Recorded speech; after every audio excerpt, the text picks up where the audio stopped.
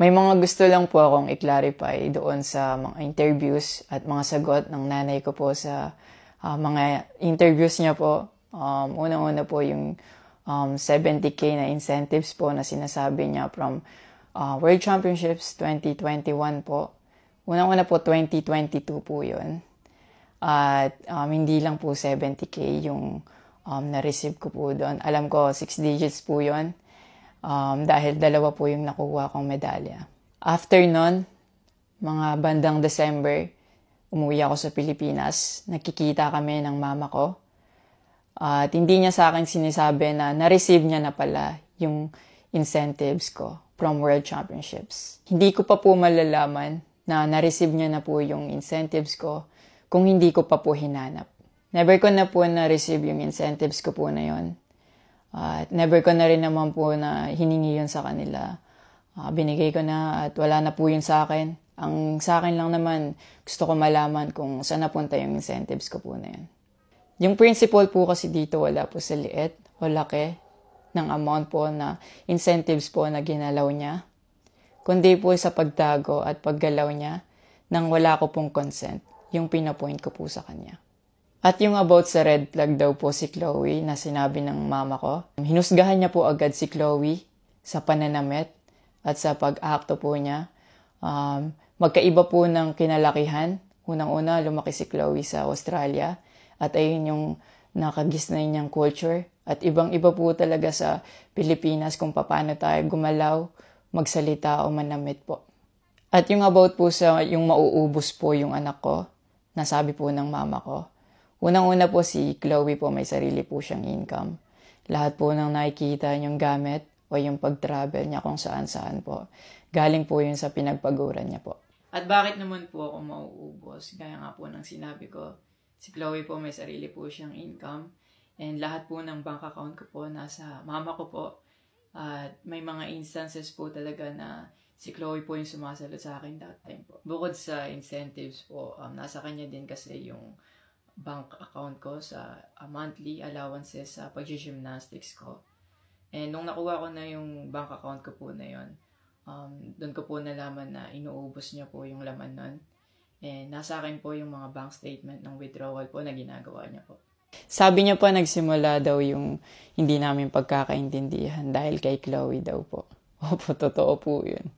Dahil ever since unang-una pa lang, ayaw niya na kay Chloe kahit hindi niya pa po nakikita or nakikilala in person. And mas nagkalabuan po kami nung naglagay po ako ng boundaries sa relationship ko. Kasi pinaglaban ko po si Chloe dahil gusto ko po siya. Yung about sa training camp na kinikwento niya na si Chloe dapat wala na daw doon, sabi ng former coach ko pagdating nung dalawang magte-training camp doon. Usually, kapag magte-training camp kami, palaging naka-hotel. And miscommunicated yon na doon pala sila sa akin na mag-i-stay. Hindi rin totoo na pagpunta nila doon, nung dalawang bata, dapat wala na si Chloe kasi sabay-sabay silang pumunta doon.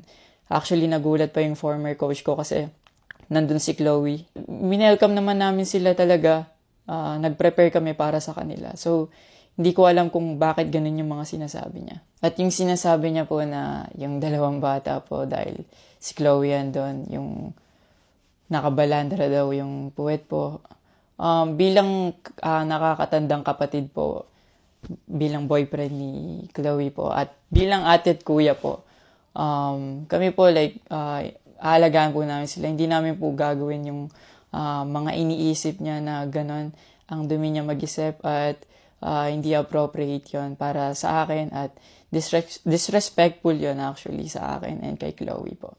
And yung sinasabi niya na so dapat wala daw pong outsider or guest po doon sa apartment ko po. Di din po yung totoo kasi wala naman pong naka-indicate or nakalagay sa contract na bawal yung guest or outsider sa loob po ng apartment po.